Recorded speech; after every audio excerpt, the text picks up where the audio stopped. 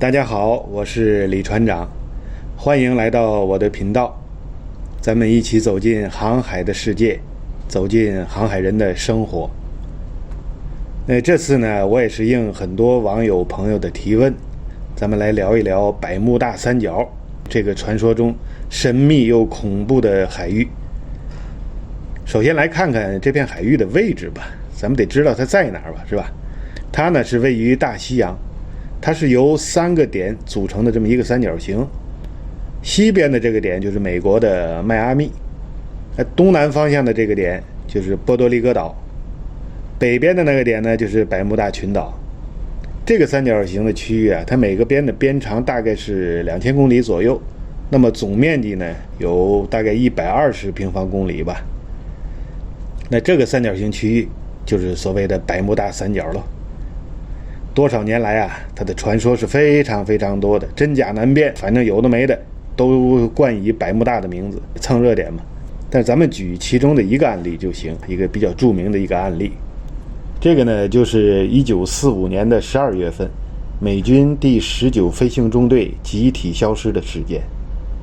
当时这个中队啊，是由5架复仇者轰炸机组成的，有一个经验丰富的队长，名字叫 Tyler， 他是个中尉，由他来率领，带领其他的飞机呢，他来执行一项训练任务，是从佛罗里达州迈阿密那边起飞的，然后开始训练，挺顺利的一开始。可是训练结束之后就出问题了，这个队长泰勒就发现自己的罗盘失灵了，其他的飞机罗盘也失灵了，于是呢他就赶快联络基地啊，联络空管，但是最终却失去了联系。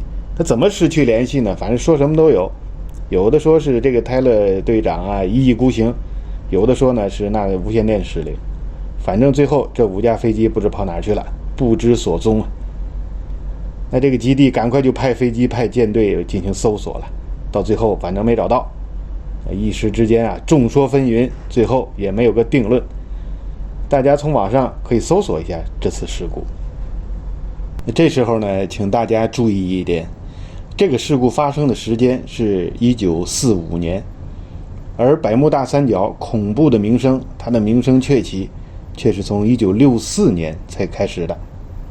当时是有一个作家叫爱德华·琼斯，这哥们当时写了一篇小说啊文章，就是以1945年这次美军飞行中队集体消失的这个事件作为起点写的。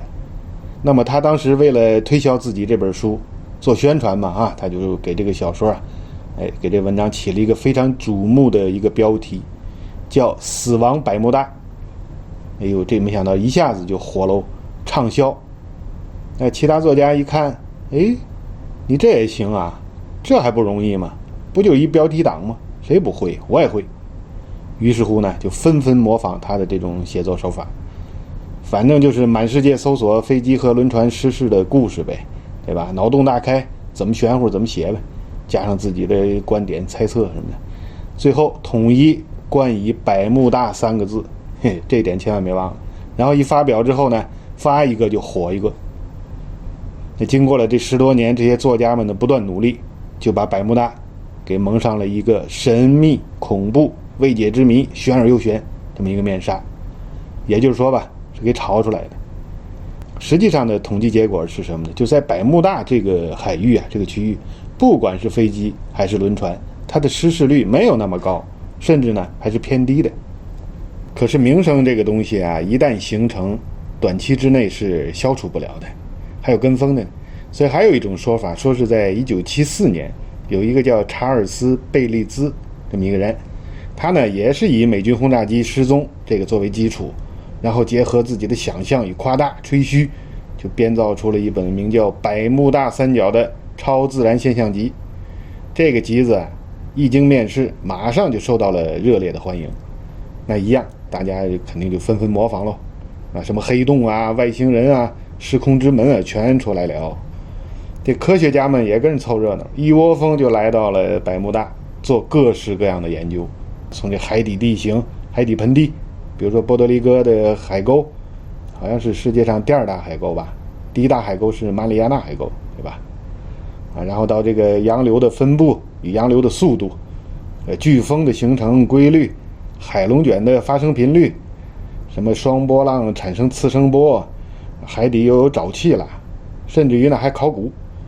据说发现了一个大金字塔，就在这海底啊，一个大金字塔，说是亚特兰蒂斯的遗址，这个不得了了，连亚特兰蒂斯都冒出来了。然后他们说呢，说发现的这个水下金字塔呀，经过研究，要比埃及的金字塔还要早上7000多年，也就是说是公元前1万多年之前的产物了。1万多年啊，大家想想，那时候人类正在干什么呢？是新石器时代，处于那个时代。我们这手里还拿着石头斧子，那打猎狩猎，还茹毛饮血呢，那肯定造不出这金字塔来呀，是不是？那既然咱们这波人类造不出来，那只有上一波人了。上一波人是谁呀？叫什么呢？叫史前文明。比如说这个亚特兰蒂斯文明就是史前文明，只有它与之相匹配了，对不对？我们造不出来，总有人造吧，上一波造的。可巧的是什么呢？传说中的亚特兰蒂斯啊，正好说是在1万多年前沉入海底的。你说1万多年前的事儿，可不怎么说怎么有呗？1万多年，你一说不是，那你去证明不是，没法说，也说不清。这样呢，又给这个百慕大这个海域啊，笼罩上了一层神秘的面纱，甚至于笼罩上了一层神秘的光环。史前文明多厉害，是吧？越发的扑朔迷离了。那我说到这里啊，请大家不要误会啊，我本人是不反对任何的科学研究的，因为我们所居住的地球，我们产生好奇，这样呢就是科研的动力，对吧？一些现象，比如说这个百慕大，是吧？到底是怎么回事，我才进行科学研究了。而科学研究正好又能推动科技的进步与发展，这完全是一个好事情。所以呢，我在这里也给这些孜孜不倦的科学家们呢点一个大大的赞。你比如说研究这个海底地形的复杂性，是不是？这洋流的复杂性，那海床底下有沼气，这个一破裂之后呢，沼气上升就形成了泡沫，它所带来什么现象呢？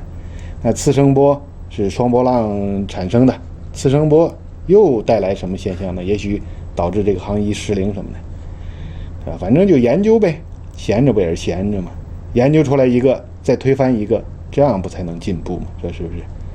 所以说呢，你说是史前文明也好，是外星人的基地也好，我个人觉得都蛮有意思的，都值得一看。我也不反对文学创作的丰富想象力，因为它能带来娱乐的同时呢，还能创造经济效益。不光我是这么想的啊，人家这个百慕大当局更是这么想的。你说吧，你写吧，怎么都欢迎，怎么邪乎你就怎么说，反正你弄得我这里越火越好。你别说里边有外星人了，你就是说孙悟空又给压在底下了，我都相信。因为全世界对我这个地方产生好奇，他就会来到我这里做研究、搞合作，带来投资、旅游开发等等这些商业行为，那就是滚滚而来的经济效益啊！我难道还嫌钱烫手啊？那关于百慕大的研究依旧在继续，说法呢也是层出不穷。这里我只是说一下个人观点而已。那好吧，这期我们就聊到这里，感谢您的观看和订阅，下期再聊。